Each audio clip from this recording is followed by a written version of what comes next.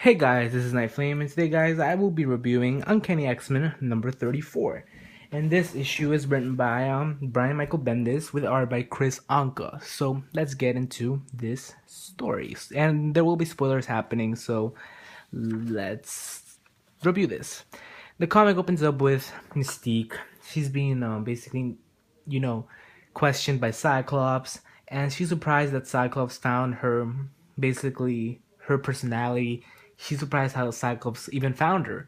It's kind of hard to find a shapeshifter. So, anyways, they have this talk, and while all of this, talk between them is happening, we get this flashback of you know, not a Mystique. We get this flashback of uh, Dazzler and Maria Hill about how they had this meeting and how Dazzler really wants revenge against Mystique for what she did to her. And Maria Hill says that if you bring Mystique, I'll do whatever you want.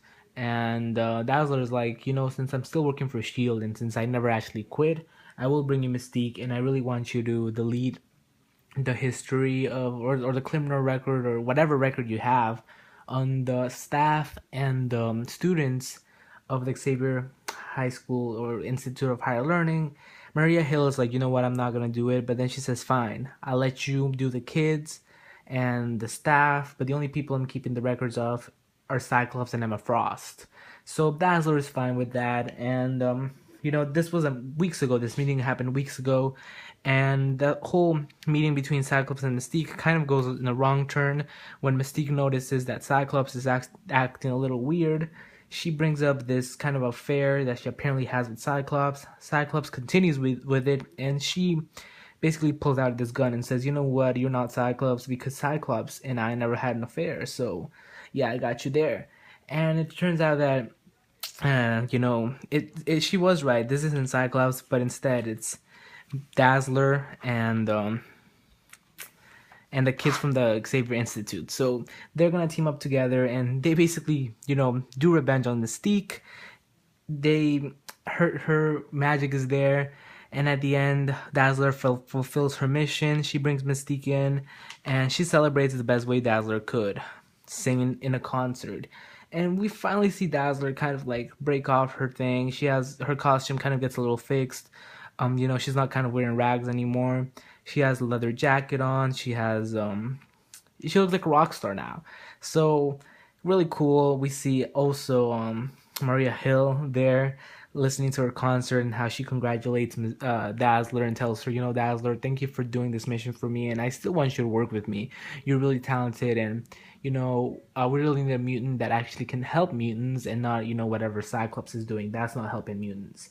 So the cliffhanger for this issue does not have to do anything with Dazzler, but instead we see the kids from the Xavier Institute of the X-Men. They really don't want to be X-Men anymore. Instead, they want to be something else. But what is that something else going to be? We don't know yet.